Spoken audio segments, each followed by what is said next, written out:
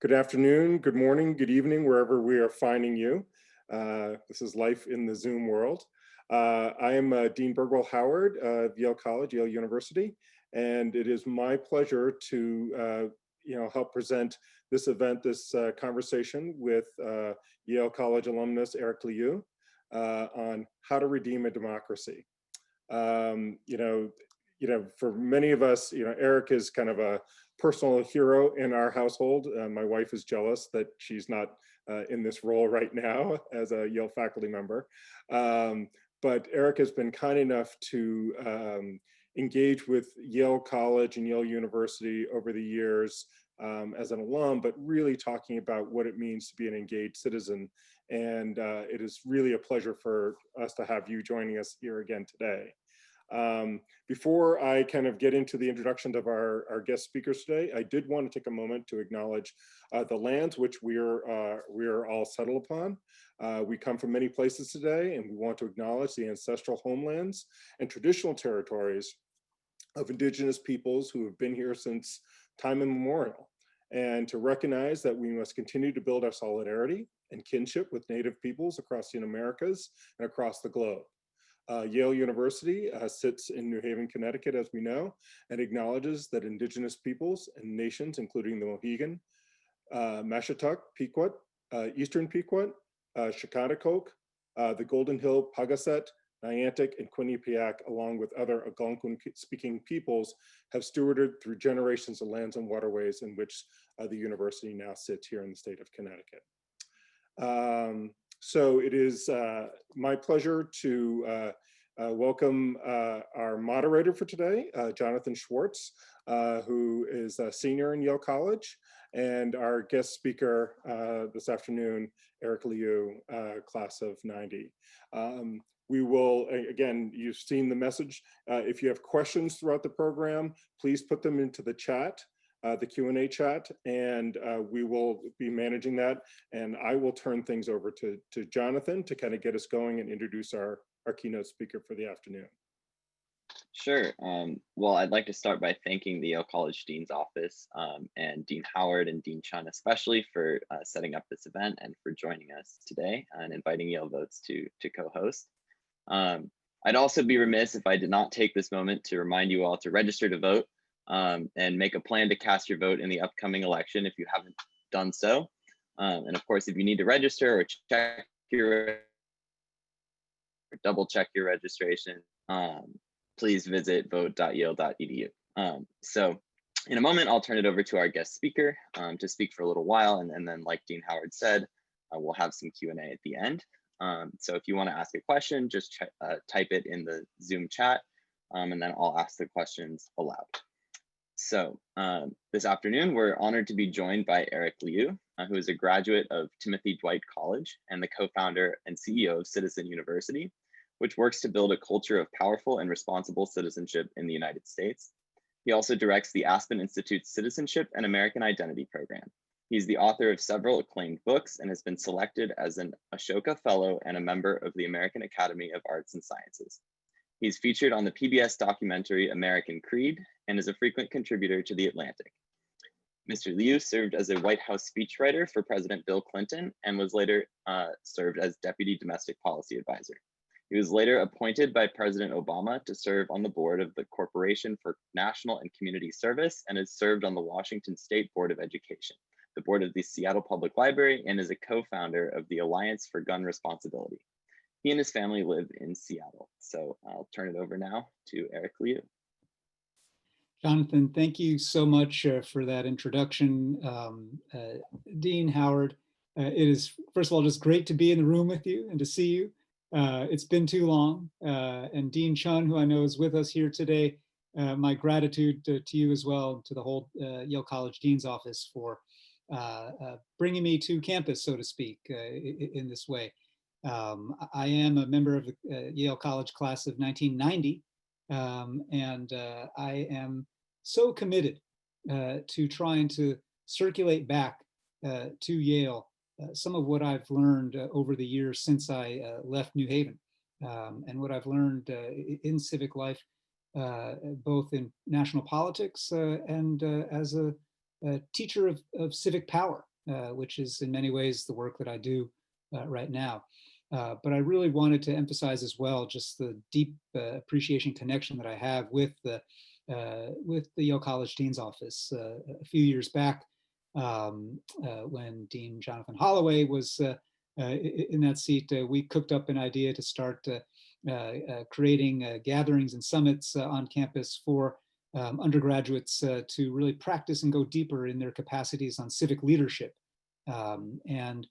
Many of those students now out in the world, serving in politics, in the United States Armed Services, in nonprofits, as activists, journalists, are literally practicing what we were preaching, Dean Howard, 4, 5, 6 years ago now.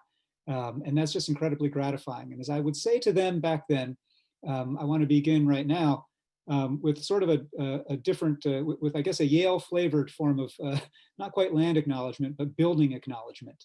And that is that I have always been moved, though I discovered it late in my undergraduate days, by the inscription at the base of Harkness Tower. Some of you know and have seen there. And it's an inscription of a quote by a member of the class of 1773, Nathan Hale. And it's his second most famous quote. First most famous, of course, being that he only regretted that he had but one life to give for his country, which he uttered before he was executed for being a spy during the American Revolution, executed by the British. But his second most famous quote was in the letter in which he accepted that mission. And it's inscribed at the base of Harkness Tower, and it is this: "I wish to be useful." That's it, man. Like, webinar is over, right? I mean, I wish to be useful is one of the deepest ethics of Yale. And it has to be one of the deepest ethics of life in the United States for those of us who are living here right now, if we are in fact to sustain and keep this republic, as the namesake of Franklin College put it after the Constitutional Convention. We have a republic here, and whether we keep it, we have a democracy here, and whether we can sustain it depends on whether people like us decide to show up and choose to be useful. And so I really wanted to situate us in talking about this topic today in the ways in which Yale is central. Yaleese are central to it, have always been, but Yale itself as an institution is central to the question of how we will redeem this democracy. What I wanted to say today is just a few thoughts about my approach and our approach at Citizen University to the work of citizenship. And in our mission statement, we're a nonprofit that's based in Seattle doing work all around the United States. And our work is to foster a culture of powerful, responsible citizenship. And I want to unpack that word, citizenship, Citizen University, because it's really important right now as a matter not just of semantics, but intention. When we talk about it in these terms, we're not talking about documentation status. We're not talking about passport holding or papers. We are talking about the deeper ethical conception of being a member of the body, a contributor to community, a creator of the republic. And you don't have to be a United States citizen to help create this republic. Whatever your status may be, if you choose to show up and choose to be useful, you are living like a citizen. And that conception of citizenship in our work at Citizen University, and we often boil it down to this mock equation that I think is somewhat helpful for maybe framing up the conversation that we'll have today. And the equation goes like this: power plus character equals citizenship.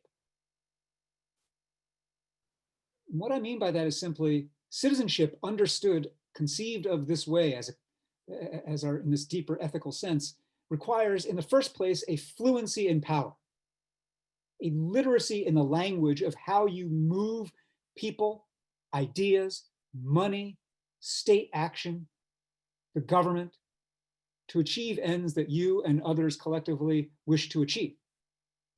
And that conception of power, to ensure that others do as you would like them to do, is how we define it. And to many ears, it rings like, oh, that's a little bit rude sounding, a little menacing, a little kind of Game of Thrones or House of Cards manipulative. But let's get real. At every fractal scale of our lives, in every circle of relationship, we, because we are humans, are always seeking to ensure that others do as we would like them to do. We're always wielding different forms and dimensions of our own power, personal or collective, to achieve those ends. When that capacity is trained on questions of common concern and public concern, that's what you might think of as civic power. And civic power is itself a language. There is a literacy to it. You aren't born knowing how to practice civic power, to understand who has it, who does not, why that is, how it got allocated this way, and to understand the central question of all civic power, which is this: who decides? Right? Yale students are incredibly sophisticated about every form of system in the world: natural, man-made, ephemeral, visible, not visible. But the system of who decides stuff is often opaque to even many Yaleys. Who decides that school should be on campus or off campus or online during a pandemic? Oh, well, they decide. Who decides when it's too late for your ballot to be counted, even if it's postmarked on election day? They can't believe they decided that. Who decides whether, as you're trying to participate in this webinar and you may be away from campus and your internet service sucks, who decides whether in rural America we ought to have broadband or not, and whether rural America ought to be last in line or first in line for broadband? I can't believe they haven't done that yet. Right? The answer that so many Americans and even so many highly educated Yaleys give to the question who decides is they. And I will say to you, as a Yalie, that does not cut it. They is we in the United States, but especially for those of us who've been given the blessing and the burden of this education, we are obligated to have a far more fine-grained understanding, not only that they is we, but who the we is in that decision-making, to be able to map power at every scale on every form of decision of public consequence. And so, you know, you're a Yalie. You wouldn't have gotten to Yale if you didn't already have some modicum of understanding of how to move people, money, ideas, systems to achieve your ends. But I think if all you do during your time at Yale is sharpen that capacity and become super skilled at manipulating people and ideas and money and social norms to get what you want, and yet that literacy, that capacity is untethered to any moral core, then all you've become is a super skilled sociopath. And we have evidence of that in all around us right now: national politics, celebrity culture, everywhere. And so this comes to the second half of that equation: power plus character equals citizenship. When I'm talking about character here, and in our work at Citizen University, we don't mean what I think many of you actually have grown up with, because you've grown up during a period where in the United States in education, K-12 and now somewhat in higher ed, there has been a great emphasis on character education, an increasing discussion of the idea of character. But that conversation, like so many conversations in the United States, tends to focus on the individual, tends to be individualistic. And so people's notions of character are personal: your personal virtues, your personal vices, the question of whether you have perseverance or diligence or industry or grit, right? Grit has become so popular now. And I'm all for grit. There's not a single person on this webinar who didn't get here without grit. But I'm not talking about those individual virtues. I'm talking about character in the collective, how we live in community, how we hold a community together, what choices, omissions, acts of active action or acts of forbearance roll up to a spirit of behaving in public like you would want others to. And so here we're talking not so much about individual diligence and grit and perseverance, but values like reciprocity and mutual aid, values of shared sacrifice, values of contribution before consumption, values of service before self, values that boil down to a few words like, I wish to be useful. This notion of civic character, again, there are some ways in which we are wired for it, but there are plenty of other ways in which we are not wired for it. And there are even more ways in which American society today and American culture incents us not to behave that way. And so this emphasis on civic culture understood this way might be, you might describe it as indeed deeply countercultural. We who care about trying to cultivate civic values and civic ethics and civic character are the counterculture of our time.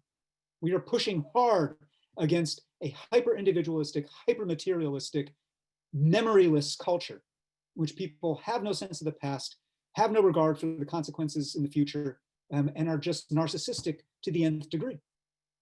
And this is not just a bashing of Gen Z or millennials and social media and Instagram and selfie sticks and all that stuff, right? Although I will bash all those things to a degree, as an aging Gen Xer, just kind of kidding. But what I'm talking about is the deeper ways in which every generation is implicated in this culture. I'm as implicated as anybody else, younger or older. And that's because civic character ultimately comes down to the idea that society becomes how you behave. In American life, in American democracy, we labor under this mythology that it's kind of the civic equivalent to the economic mythology that a million acts of raw selfishness add up to a perfectly efficient market, right? There's a civic equivalent to that, which is a million acts of self-regard add up somehow magically to a common good. And therefore, I should be able to do whatever the hell I want, as long as I'm not actively hurting somebody. I should be as selfish and self-regarding and short-term in my thinking as I want to be, and to gratify my, to satisfy my appetites as rapidly as I'd like to, because that's my choice. And someone else who's going to make a better choice, well, they'll cancel me out, right? It'll all come out in the wash. But what we are learning, both because of network science and social science, which Yale is a great global epicenter of right now, but also because we have all been now for the last 7-8 months in the college of COVID. And Professor COVID is a relentless, remorseless teacher. And Professor COVID is teaching us that it's not that my choice of selfishness comes out in the wash with your choice of altruism. Professor COVID teaches us that my decision to be compassionate or not compassionate, to be civil or uncivil, to be courteous or discourteous, to be generous or stingy, is completely, rapidly, immediately contagious. More contagious than COVID. Instantaneously contagious. That each one of us is a node of contagion of social norms. And that with that, and that recognition shouldn't be paralyzing. It should actually be quite empowering. The recognition that I, at any time, could set off a new cascade of social norms. And so if I'm among a group of people who kind of scoff at mask wearing and don't particularly take the whole thing seriously, I can set off a new cascade by showing up with masks and saying, you know what, this is just what grown-ups do. Like grown-ups just don't go crapping over everybody, all over everybody else, right? And then crying about it when our diaper needs to be changed. Grown-ups actually have regard for others and move in the world that way. And you can set off a cascade of contagion of social norms that way. This idea of civic character is cultivated not only in the way that I'm trying to cultivate it here by exhortation, but frankly, it's far more deeply and effectively cultivated by practice, by shared experiences and rituals of practice. And so these two halves of the equation, power plus character equals citizenship, are, as I say, a framework for the work we do at Citizen University. On the power half of the equation, we have a whole series of programs and workshops and content that's about democratizing power, teaching power, giving young people, high school students around the United States, an opportunity to build and create and practice power in their local communities, mentored by adult civic innovators from all around the country. But on the character side, we've built out a whole line of programming that is really about the spirit side of democracy.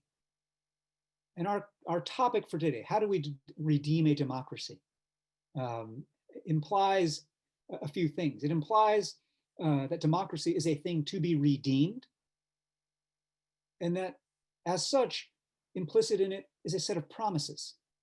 Democracy, and this democracy here in particular, promises something.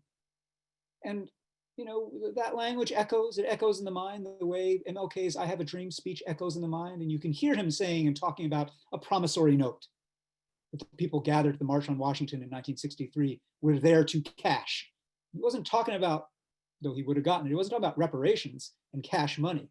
He was talking about the promises encoded in the Declaration of Independence. He was talking about the promises encoded in the preamble of the Constitution, and then the 14th and the 13th and the 15th amendments to the Constitution, the Reconstruction amendments.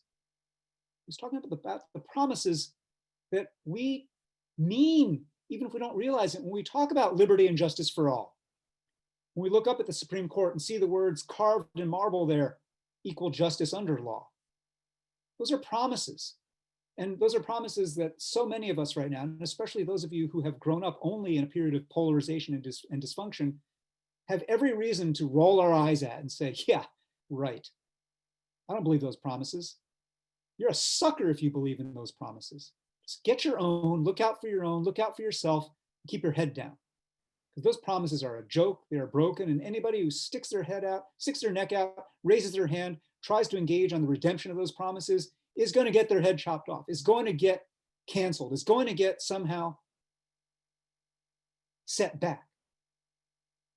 Well, the redemption of that promise requires something that we are going deep on at Citizen University, and that is the idea of faith. Democracy requires belief. And why is that?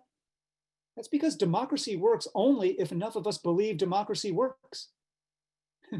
It's that simple, that magical, that complex, that easy to say and hard to put your finger on. It's just this millionfold mutual agreement that that this thing's gonna mean something, that this thing's gonna be legit, that the consent of the governed should be implied in the actions of those who govern, right? And when that's present, when that mutual faith and belief is there, you don't notice it. It's kind of the way when money is stable and currency is stable, you don't particularly pay attention to the words on the dollar bill and talking about legal tender can be used to pay all debts. You're like, whatever, this is $1. Give me my candy. But when in societies and times in our own history where the dollar falters, where the currency, where people stop believing in the currency, you realize how rapidly that lattice work of mutual belief evaporates.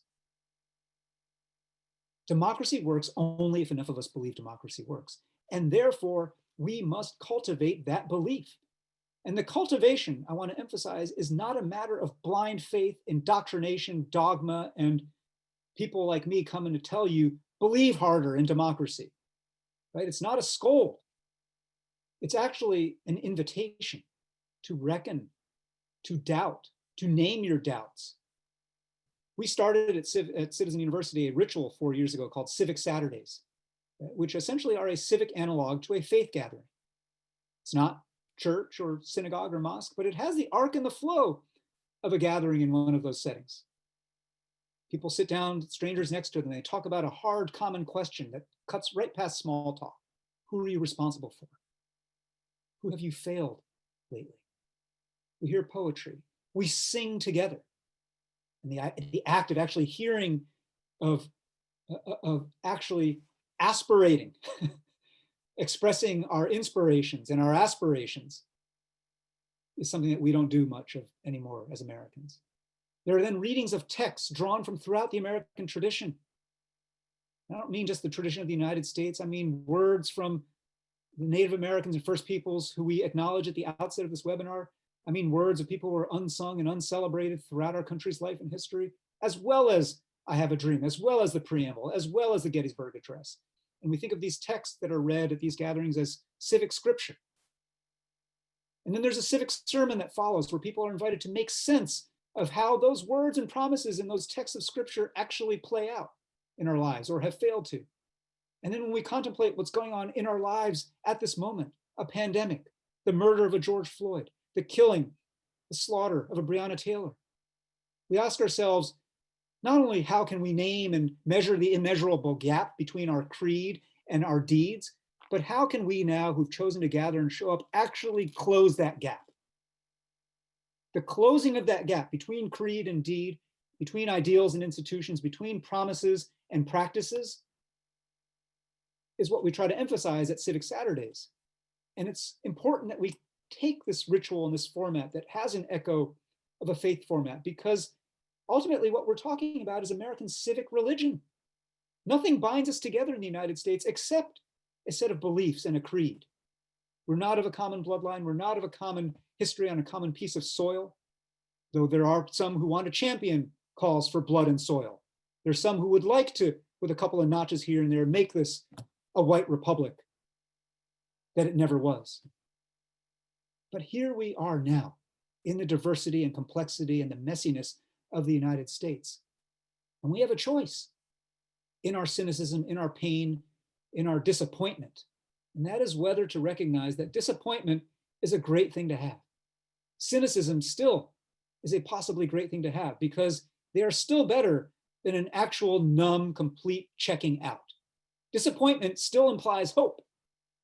I'm disappointed in my country that we are still, this many months after the murder of George Floyd, really making only fitful progress in the reforming of policing in the United States, much less the dismantling of our systems of mass incarceration.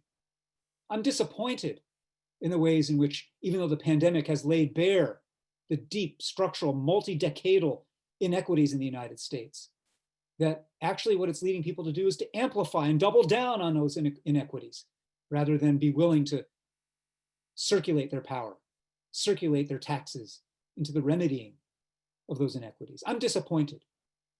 But disappointment means I still have hope that we can actually change this thing. And it is a coupling of that hope with a literacy and power that says, I actually know how to change that thing. I actually know how to invite some other folks into the room. I know how to invite 2, 3, 5, 100, 1,000 other people in this cause. And that cause might be Yale votes. That cause might be Yale students for whatever. It might be a cause to get the corporation to disinvest from entities that are profiting from the fossil fuel industry. Whatever that cause might be, the act of actually inviting a few other people into that work is a magic act. It generates brand new power out of thin air, and it begins to help us redeem that faith and redeem the promise of our democracy. At Citizen University, all we're trying to do is, by creating things like Civic Saturday, and by the way, because there was such a huge outpouring of demand for Civic Saturday, my team initially started taking them around the country and doing them in, Des Moines and Atlanta and Dallas and other places. But that is super not scalable and very tiring to run around the country. And so we created a civic seminary program to start training people from all around the United States to lead these gatherings where they live. But more than just run an event, to actually be able to become fluent in what we're talking about here: a spirit of democracy, a language of creed, and a challenge to help us all live up to that creed and push our country to live up to it. And so now we've got people all around the United States, from tiny rural towns in red places to super compact precincts in deep blue cities, young, old, rich, poor, Republican, Democrat, people of every race and religion leading Civic Saturday gatherings. What we're trying to do here is change a culture. And the 20 of us who gathered here today, we too are trying to change a culture. And what I want to close with is this idea: the idea that when you intentionally increase your literacy and fluency and power, and then intentionally couple that with an ethos that's not just about you, with an ethos of wishing to be useful to others, to posterity, when you couple those things together, not only are you living like a citizen, not only are you inhabiting more fully the promise of citizenship, but what you're doing is you are setting off a new cascade of social norms. We are the counterculture. We don't need a lot more than 20 of us, actually.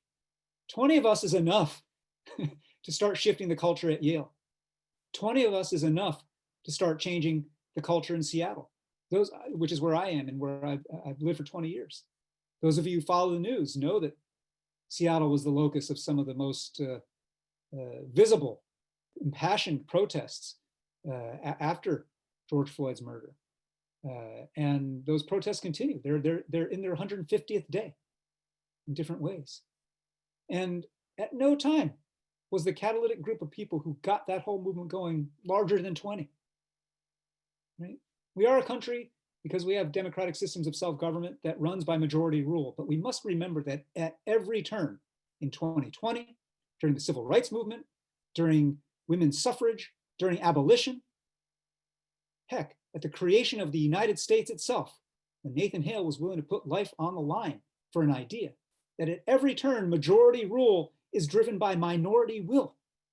A small group of people willing to show up and repeatedly practice with each other, learning about power and cultivating character, and doing so with an intentional spirit of commitment to one another and to the mystery and miracle that is our constitutional form of self-government. When we do that, we actually can change things because we set off a contagion of citizenship. Again, I have no illusions. And as Jonathan said at the outset, and Dean Howard alluded to, these are hard times. What I want to close with is this. In hard times is when we actually get greatest clarity about our purpose. In 6 days, we'll have an election. Probably some number of days after that, we'll know the results of that election. And right now, all of our hopes and fears and everything are piled up around November 3rd, 2020. E-Day, right? But it's not just about E-Day. It's about E-Day plus 1, E-Day plus 2, plus 10, plus 100. How do we show up? How do we sustain a sense of purpose? How do we sustain a sense of hope and possibility? We do that by coming together in groups not much larger than this and saying, let's keep meeting. Let's keep learning from each other. Let's keep asking each other questions. Let's keep challenging each other. Let's keep inviting people who don't think like us, look like us, pray like us, or move like us into the circle. Let's, even at the scale of what we can do right here, make it possible to do democracy and to have a republic. And when we do that, we will truly be useful to campus, to country, and to the idea that brings us together today. Thank you all so much for having me here. And let me just stop now. I keep on going all day. Let's leave a good chunk of time for questions, ideas, provocations, whatever it might be. And I'm looking right here. I see a few questions already thrown into the Q&A app, and maybe a few others. None in chat right now, but you can use that Q&A slot. And I don't know, Dean Howard or Jonathan, I don't mind just diving in with these, unless you wanted to either facilitate or take the privilege to pose an initial question. Yeah, I think so. Actually, I think Dean Howard and I have kind of similar questions. So I was going to say that, on a college campus, maybe partially because of the community compact and all the rules, we don't see a lot of the kind of like no masks, all for myself, individualist, people who may be against the democratic institutions. But we do see a lot of people who don't believe in that democracy is perhaps redeemable. And so, my question would be, what do you do about that? And Dean Howard similarly asks, how can a democracy redeem and fulfill this promise that you talk about for Black, Brown, and other minoritized people who have never really fully been able to engage in democracy? Yeah, so I actually want to speak to the second question first. I think it is precisely people who have not had reason in living memory to believe in this democracy. It's precisely these communities that have the opportunity to put the question to the test right now. We live in a time where the foundations of our system are up for reimagining. We are living through a time right now where people are acutely aware that this is the first time in human history that people are actually trying to make a mass, multiracial democratic republic work. Other societies throughout human history have tried 1, 2, or 3 of those modifiers, but not all 4. And this is the time for us to actually prove that it is possible to have a multiracial democracy that works for everybody. And I'm not saying that you can do that by pointing to the past, because the past shows evidence that it's not possible, right? It has not yet been tried. I'm brought to mind of the thing that Mahatma Gandhi was asked once when he was in the midst of his fight for Indian independence. What do you think of what do you think of Western civilization? And his answer was, I think it would be a good idea. And there's a little bit of a version of that here. What do you think of American democracy? I think it would be a good idea. We haven't done it yet. In fact, I think it'd be a great freaking idea. I think it'd be a great idea for us to live in a system where we truly could all have voice, where we truly could all shape the destiny of the community. It's not worth, that is such an audacious idea, and it is not time yet to give up on it. In fact, it is precisely the time to give every ounce of energy we have to see if we can actually get there.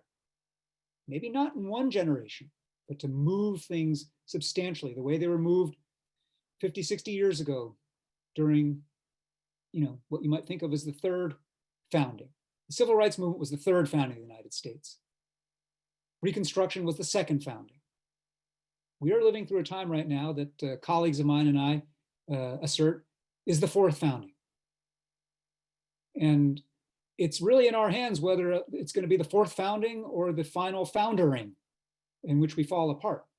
But those colleagues of mine I want to point you to is, in a moment, a commission that I co-chaired and that we served on together, of the American Academy of Arts and Sciences. I'll get to that in a moment. But the thing that I want to say particularly, when I speak to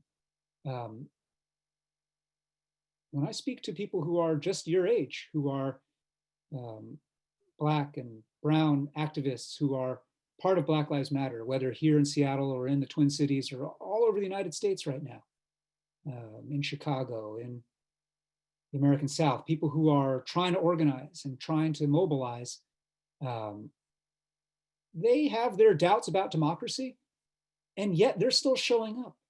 They're still organizing. They're still getting people to march. They're still getting people to push for defunding of the police. They're still trying to figure out how you unelect a bad prosecutor, how you replace a bad city council. So I would say that for many of your generational peers, actions are speaking louder than words. The words might be, it's fashionable to say democracy sucks, democracy's done, but their actions are, they're showing up, they're pushing. And I think that's absolutely vital right now, because this isn't just, this isn't one of those things of like, okay, kids, it's your turn. Are you going to keep it going or not? Right? This is a case of, how lucky are you? How lucky are you, young person, to be alive, awake, and aware right now at the moment of decision,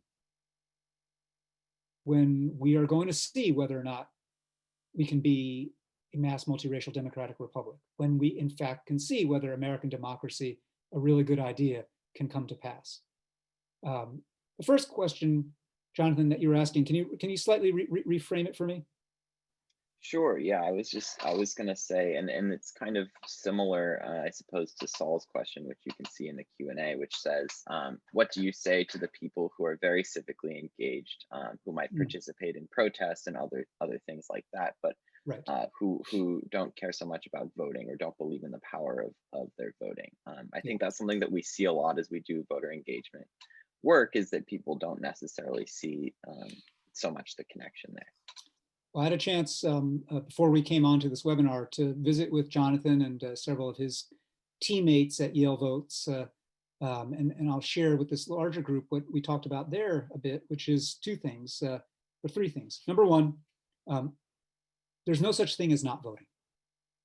So when people say, my vote doesn't matter, or voting's rigged, I hate the choices, I'm not going to vote, why bother? There's no such thing as not voting. Not voting is voting. Not voting is voting actively to hand over your power, your voice to someone else who will use it in your name and against your interests, right? As I said to the smaller group earlier today, not voting is choosing to wear a kick me sign on your back and a t-shirt that says chump. It is announcing to the world that you wish to be taken advantage of. Now, it doesn't follow logically or in fact that voting itself solves everything, that voting is the panacea, that voting, no, voting is just literally and figuratively the price of the ticket. You want to have a say? Vote. You want to complain about how bad things are? Vote.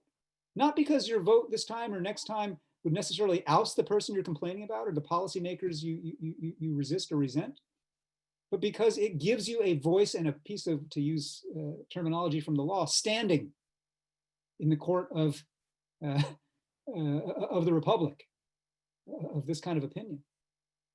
So there is no such thing as not voting, number one.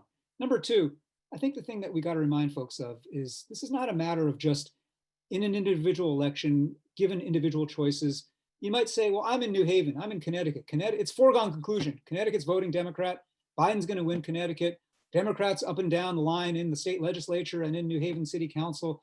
And I'm not a Democrat, or maybe I am a Democrat, but what is my one vote going to do to change anything there, right? Rationally speaking, that is perhaps true. As a matter of rational calculation, I can't quite disagree with the case that you've made that it is an irrational thing to cast that ballot in that election. But I'm talking about two different things, two other things that are not about rational calculation. Number one, I'm talking about simply beyond this cycle, this election, this ballot, it's your identity. It's a matter of habit forming, right? All of you are at the age right now, those of you who are students, where you're forming habits and identities. I'm a runner. I'm a vegan. I'm a storyteller. I'm someone who goes to faith services every week. You've built habits. Maybe you came to campus with some habits, but maybe these 4 years are going to form a bunch of habits that are going to form your identity. You're going to tell a story about yourself that says, I'm a this or I'm a that. And you need to add to that, I'm a voter. It's just a matter of habit, not because I think this election is the be all and end all, not because school board in Hamden, Connecticut has anything exactly to do with me, but because I'm a voter. It's just what I do, right? Same way that I run 4 times a week, 3 miles each time. I don't think that running last Tuesday suddenly made me in shape. I don't think that running 3 weeks from today is suddenly going to make me in shape or not in shape if I don't do it. It's just a habit. It's my identity. It's who I am. It's a story I want to tell about myself. Why? Because I wish to be useful. Right? And so I think that idea of identity and habit is the second dimension. And then the third piece is we had a program at Citizen University called The Joy of Voting.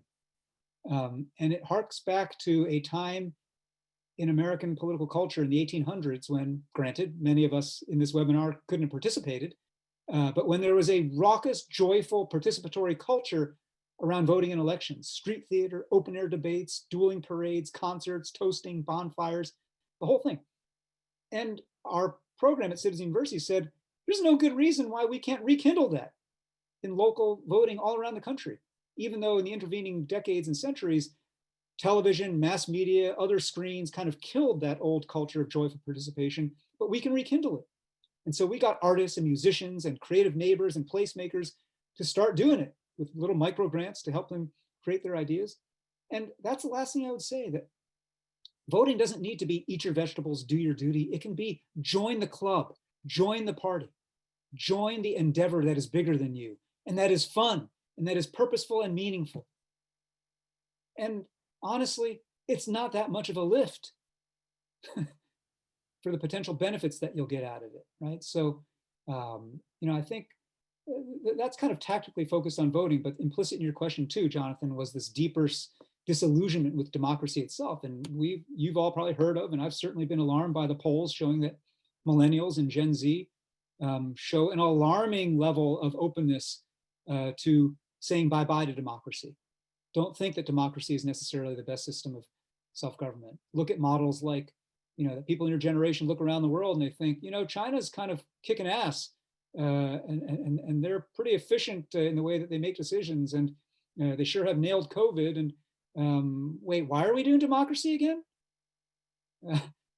And here again, And the part of the way in which I want to say we must be countercultural is the part that says history did not begin one Twitter feed ago. We must remember. We must remember what brought us here. We must remember the ways in which other systems and forms of government and self-government have led to not only incredible, irreversible concentrations of power in forms of oppression and tyranny, but the ways in which in the United States and this form of democracy, as broken as it is and has been, as prone as it is to capture as much as it does right now, yield inequity and concentration of voice, that this system still, because it is a system of democratic self-government, contains within it the means for repair, contains within it the means for remedy. And that is not true of the system that the Communist Party of China operates under. Their remedy is we got enough smart people at the top to control this command and control system, and they will keep on pulling the levers and bringing down the hammer and doing things from the center outward to manage 1.3 billion people. That's going to work for a while, and I guarantee you in our lifetimes we're going to see how that catastrophically does not work, how that is the least resilient kind of system, how that system will not yield the adaptation and capacity for innovation that democracy inherently yields. And I'm not going to quote Churchill again about it's the worst form of government besides all the others, but what I will say is this, that we've got to believe. When I say believe in democracy, I don't mean believe that it's awesome. I mean believe that it enables you to fix what's not awesome. And before I go to the last question, I alluded to this commission with the American Academy of Arts and Sciences that I co-chaired. It's a commission on the practice of democratic citizenship. And we came out with a report this summer called Our Common Purpose. I have it here. And if you just Google it, Our Common Purpose, American Academy. It's a bipartisan commission. We did 55 listening sessions all around the United States with people from all walks of life. And we came up here with unanimity, with 31 recommendations around 6 big strategies for reinventing our democracy. And I urge you, if you have if you're here, you're interested, I urge you to go check that report out, because there are all kinds of pathways. Some are about structure and changing the rules of voting. Some are about proposals to, which are very newsworthy right now, to change the Supreme Court so that it's not lifetime tenure, but it's 18-year terms, so that every president gets to replace 2 justices in a term. But other of the recommendations are not about structural change, they're about cultural change. They're about ways that we've got to come together like this and be able to bridge divides, listen to each other, and have new kinds of conversations that will actually be the foundational basis for any kind of common endeavor and purpose. So I point you to that as well as to our work at Citizen University. Let's open it up to some other questions in the time we have left. Yeah. So there's 2 in the feed. Oh yeah, and I see them here. Both, yeah, about how non-U.S. citizens, just because the attendees can't see the question. So the first is about how non-U.S. citizens can uphold the responsibilities of citizenship as you described it. And the second about what we can do post-election to, she says, transition back to democracy. So one of my dearest friends in the world, somebody you all may have heard of, Jose Antonio Vargas, who is an activist, early undocumented activist, journalist. And back when this all started, he was a dreamer, he was young. And now, as he ruefully says, he ain't so young anymore, right? He's certainly aged out past dreamer status, but he is in grief right now because in the most consequential election of his lifetime, he can't vote. And what I and many others have reminded him is that literally that's the only thing, maybe that and making contributions to political candidates, that he can't do right now. But that every other form of voting is available to him. Voting with his voice, voting with his dollars, voting with his platform and his megaphone on media and social media, voting with his reputation and influence and who he chooses to stick up for and shine a light on, voting with his bodily presence and who he shows up with to put his himself on the line in protest and activism. Emerson talked about vote with your whole influence, not with a strip of paper merely. And I would say that is true for every one of us, US citizen or not US citizen right now. If you're in the United States and you do not have the papers to be able to vote in an election, I'm sorry, that's too bad. And the other 90% of ways to show up and to live like a citizen in the ways that I was defining it are available to you and awaiting your activation. And that kind of bleeds into the second question that was posed as well. The first question came from Mina, and the second question from Kathleen about what we can do post-election to help aid a transition back to democracy. When I made that allusion to E-Day, it's because I have on my mind D-Day. When I worked for President Clinton, probably the most consequential speeches I worked on for him were for the 50th anniversary of D-Day, Allied invasion of occupied France in Normandy Beach.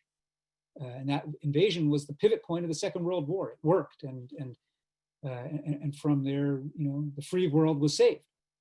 But the point that I've made oftentimes is that as consequential and monumental as D-Day was, D-Day alone, once they secured the beaches in Normandy, that didn't resolve the matter at all. It was D-Day plus 1, D-Day plus 3, plus 10, plus 100, the march to liberate a continent over the ensuing months that actually saved the free world. And so it is with E-Day. It's E-Day plus 1, plus 10, plus 1,000 to infinity. And so I don't want us to, of course, this election is huge. But frankly, however it goes, there is a large body of work that's going to be the same. It won't surprise you, I am voting, I have voted already by mail in Washington State, as we have for years, for Joe Biden. I am a Democrat. But I say what I say not as a partisan Democrat. I say what I say, in the words of my friend Martine Carcassonne, who's a teacher at Colorado State University, as a partisan for democracy. I'm a partisan for democracy. And we have to be partisans for democracy right now. So whichever party you vote for in 6 days, being a partisan for democracy means actually being willing to stand up for a free press, for the rule of law, for diversity of viewpoint, which PS in places like Yale is not always that easy to come by. To stand up for things where you might actually have to give up a little something, to risk a little something, to say that other person whose point of view is not popular in this monolithic campus, they might have a point. There might be something to that. At a minimum, we need to hear that. It will not make me disintegrate into a million little pieces to hear that opposing worldview. It will not make me actually disappear and become non-existent if this person whose philosophy or prejudices dehumanize me is heard. I can take it, right? And you got to take it not only on election day, but every other day. And I think that is really foundational, because on E-Day, on all the days that precede and follow E-Day, it's about norms, values, and habits. It's about culture. It's about how we show up, not for the big visible things, but in the choices we make. Last time I was physically on campus doing some of the civic engagement work, I had a rather sobering dinner at Pauli Murray College, where I'm a fellow. And with a group of students, some were Democrats, some were Republicans, and all of them basically said they keep their views either to themselves or to their closest friends. They don't actually share what they think, because the combination of cancel culture and protest and all this other stuff has made them gun shy about stuff. And again, I don't want to now buy into a different trope that says that Yale is dominated by cancel culture and it's all about that. I know it's not. I know that that's not true, and that stereotype that prevails sometimes in right-wing media is a distortion. But nonetheless, the phenomenon is real. Not so much of visible shaming and outright canceling, but of quiet, invisible, unheard moments of self-censorship and self-silencing. Washington Post, after Donald Trump took office, changed their slogan to "Democracy dies in darkness." And I would add to that, democracy dies in silence. speak. Speak your mind, speak your heart, know your mind, and know what part you're actually reckoning with, and know what part has just been what's popularly being said around you, or what your parents imbued you with, or whatever it might be. And so those habits of living like a citizen must be sustained the day after and the weeks after the election. And again, can be sustained by people, whatever their documentation status. And so I know we've come to the end of our allotted time here today, but I want to close with, again, 2 invitations. One is actually, I'm doing office hours tomorrow. And maybe Eve could put that in chat tomorrow, the time and the link for that. And I'm super happy. I don't know if anybody has signed up for that, but very happy to continue conversation with anybody who signs up on Zoom for office hours. That's number 1. Number 2, please join us in our work at Citizen University. I saw that Eve did put a link in. We're training people through our Civic Seminary program to lead these Civic Saturday gatherings. There are college students that we've trained. You all should be doing it, whether in New Haven or in your hometowns. And in Zoom time, you can do them anywhere for anyone, right? But there are other programs that we have that I urge you to check out. And again, in looking at our common purpose and this report, when you go to that website for our common purpose, you'll see a whole ecosystem of champions who have committed, organizations, a flotilla, a fleet, or what Alexis de Tocqueville would have called a division of little platoons of people who are deciding to show up to help implement these recommendations. And we've all committed to do so over the next 5.5 years, leading up to 2026, our country's 250th birthday. I think that's a pretty reasonable goal. You know, by then you'll all have, everyone who's an undergrad now will be out in the world, and it'll be a new world. And we will know a lot better in 6 years, in 5.5 years, whether that good idea, American democracy, is within reach. So I really hope you'll take responsibility for your piece of that.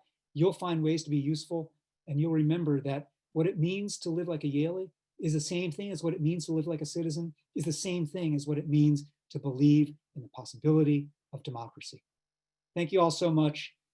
Thanks again to Dean Chun and Dean Howard and Jonathan and Eve. Thank you for masterminding this from behind the scenes, and really look forward to staying in touch, and hope to see some of you at office hours.